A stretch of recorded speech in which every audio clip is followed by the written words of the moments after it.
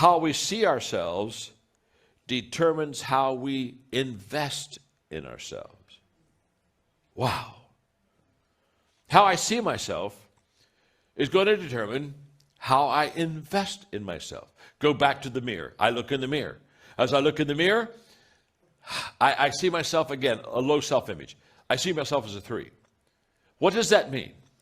If I see myself as a 3, what that means is that I will invest in me to the level of 3. I won't invest level 7, 8, and 9 in me if I see myself as a 3. My self-image will determine how I invest and how much I invest in me. Wow. I can remember in my early days, when Margaret and I got married, I graduated from college. 2 weeks later, got married. 2 weeks later, we went to our first congregation. And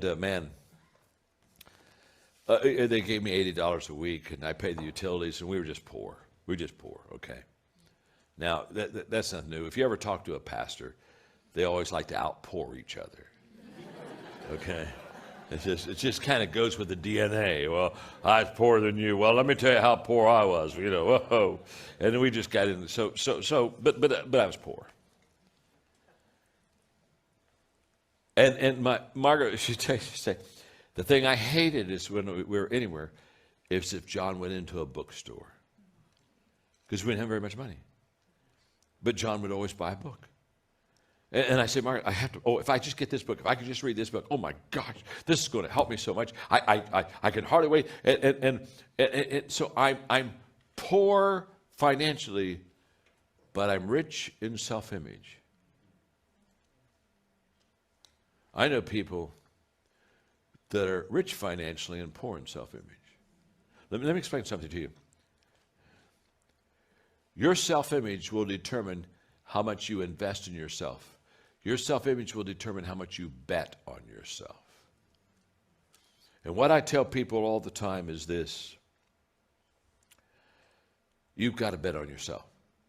The first person that should bet on you is you. The first person that should invest in you is you. The first person that should step up and say, I'm going to make a commitment to you is you. In fact, if you're not doing those things and someone else is doing it for you, you're in trouble. In fact, my statement is this. I'm not going to bet on you until you bet on you.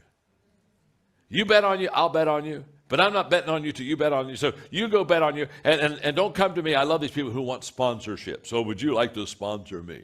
And I got a pat answer. No.